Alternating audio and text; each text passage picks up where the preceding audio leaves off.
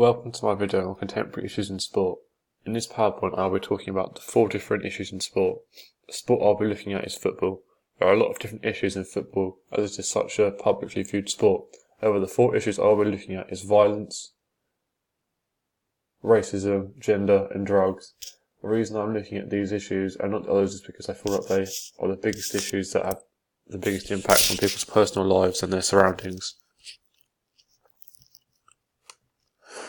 There are many different types of violence in sport, especially in football. The 2 main forms of violence in football is player violence and spectator violence. I will be talking about the reasons behind these forms of violence and the different ways of solving these problems. Violence in football has been around ever since it was created. Mob football was formed around 1101 and was played between villages. This version of football had very few rules and was basically an event that let local villagers let out their anger against each other.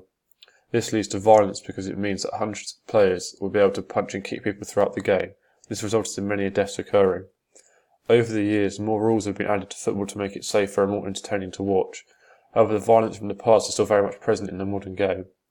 Violence these days comes in 2 forms: player violence and spectator violence. Player violence. This can be caused from frustration and anger.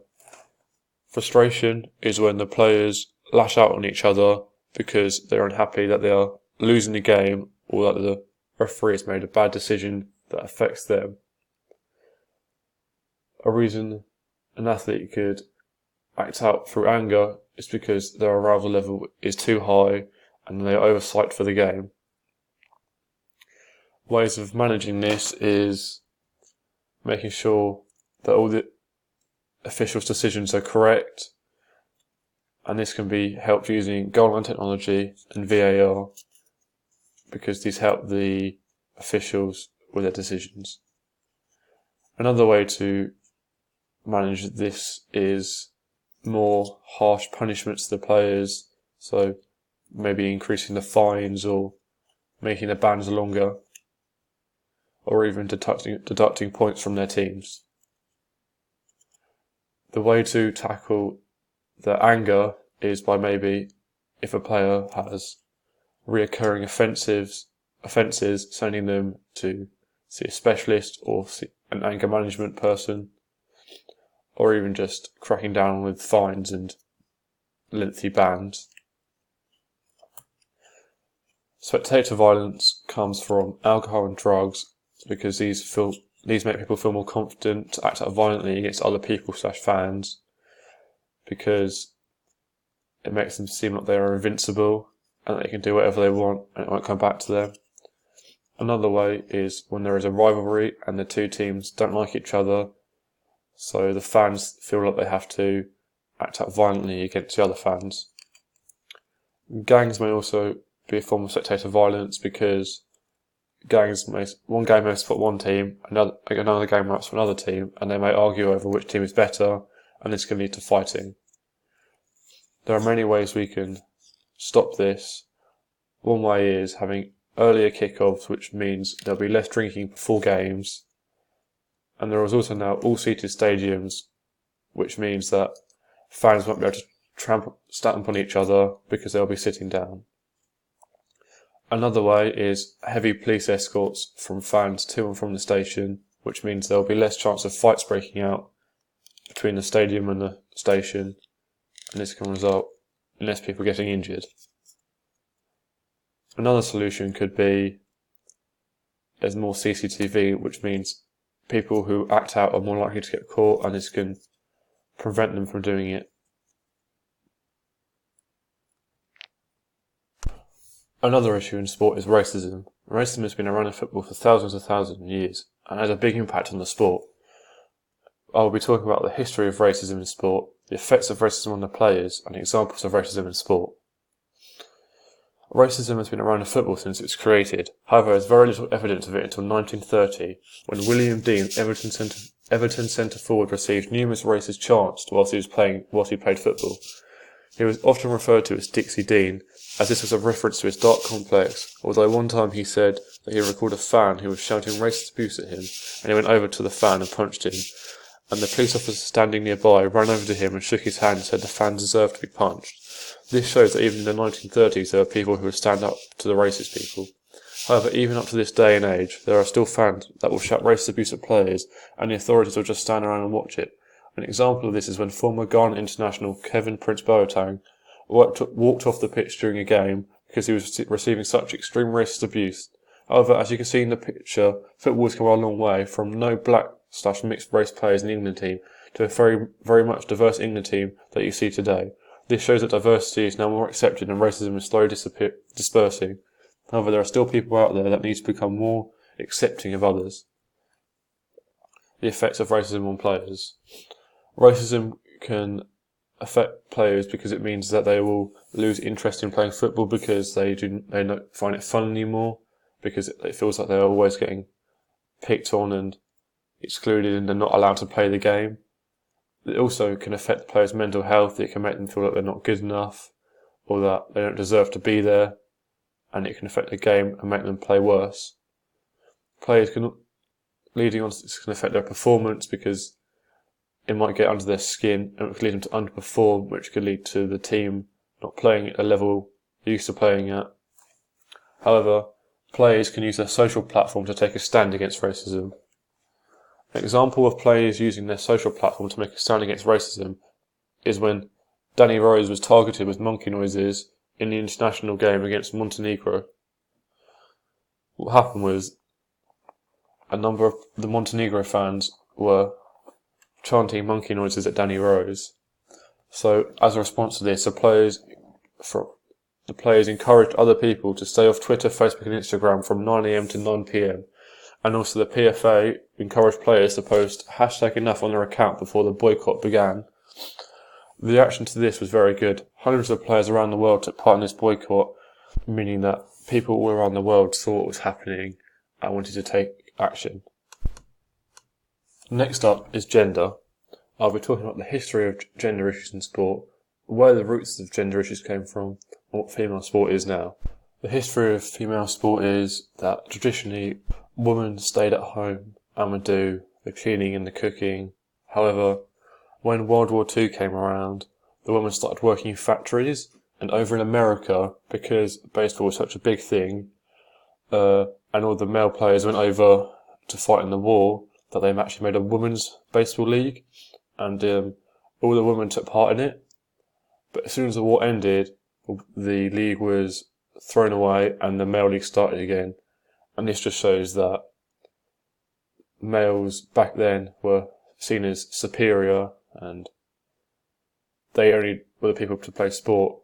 However, in England, the first recorded game of football between women took place in 1895, and there was also documented involvement of women in Europe, and it's possible that a 12th century French woman played football as part of that era's folk game.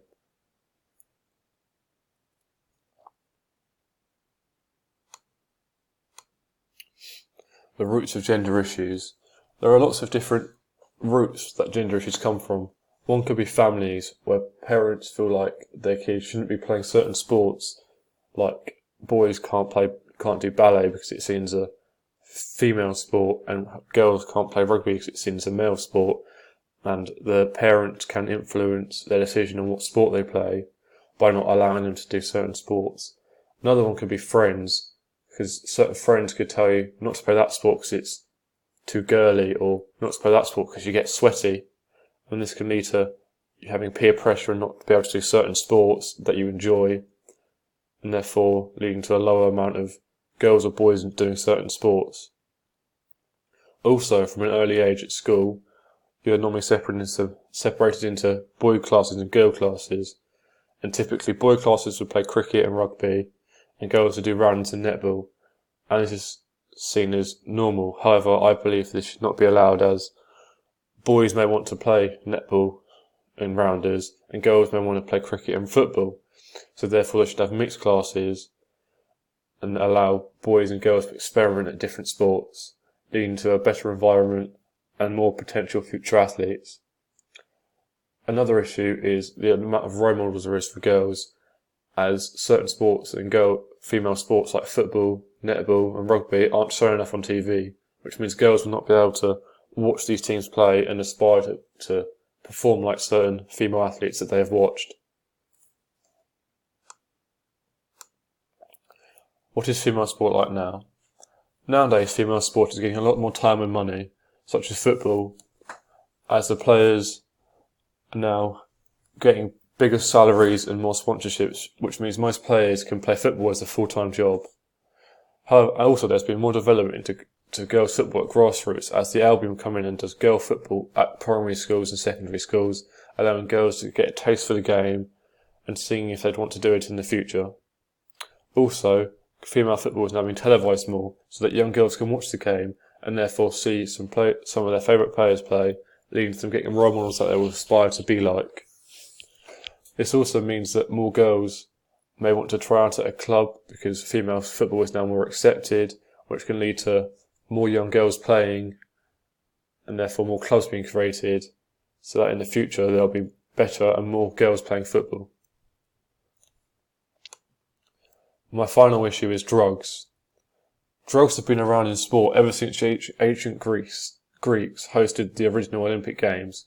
The ancient Greeks used to experiment with different herbal medicines in hope of enhancing their performance. Then the Roman gladiators used stimulants and hallucinants to prevent themselves from injury and fatigue when they would fight each other. After that, performance-enhancing drugs were appearing at the modern Olympic Games, when numerous athletes would be taking different steroids to enhance their performance to make them quicker. That led to the first anti-doping rule in 1928. Then, in 1960, the first athlete died at the Olympic Games due to doping. This was a massive shock, as it showed numerous athletes around the world how dangerous doping really was, and that even though what they gained from it was good, the consequences of them taking it were too severe. However, some athletes still continue to take drugs. In 1988, Ben Johnson was stripped of his gold medal because he came back positive on a drugs test. This again showed many athletes around the world that no matter how good you are, if you've done something bad, it will always come back to get you. In this example, Ben Johnson was stripped of his gold medal just because he decided to take some drugs. And even up to this day and age, more athletes are still being caught for taking drugs, even though they know the horrific side effects of them and what they do to you. People take drugs because it's seen as evening the playing field with people that are superior to them at the sport and are quicker. And people take these drugs to help them win the medals because they want the extrinsic motivation. There are drugs in football, however, drugs in football tend to be more recreational drugs like weed and cocaine, rather than performance-enhancing drugs. This is still bad, however, because these drugs are still illegal and it is affecting players from achieving their full potential. However, there are some people in sport, like Victor Conte, who think drugs is a good thing in sport.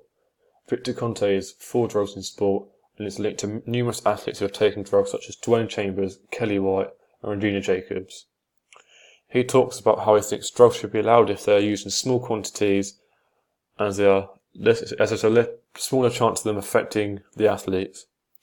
He also thinks that drugs make the sport more interesting, as it makes the athletes on an even playing field, and it means that anyone can win. He also thinks if drugs are made legal, then more research will be made into making the drugs safer, which is allowing the athletes to be able to take them without having the risk of the side effects. However, Sir Chris Hoy is against drugs, even though he was caught taking them, and he believes that people should not take drugs as they can have a serious effect on athletes' physical and mental health, and they are banned in most sporting events, and that if the athlete took them, they would be banned, and this could affect their career. And also that taking drugs in sport could ruin the image of the sport, and it can go against the traditions of the sport and against the etiquette of it. Rio Ferdinand was caught taking drugs in football. What happened was he missed his drugs test and was banned for 8 months, meaning that he would miss half the Premier League season and the Euro 2004 international competition. This shows that taking drugs can ruin your career and make you miss important opportunities. This is my reference list, and thank you for watching. Goodbye.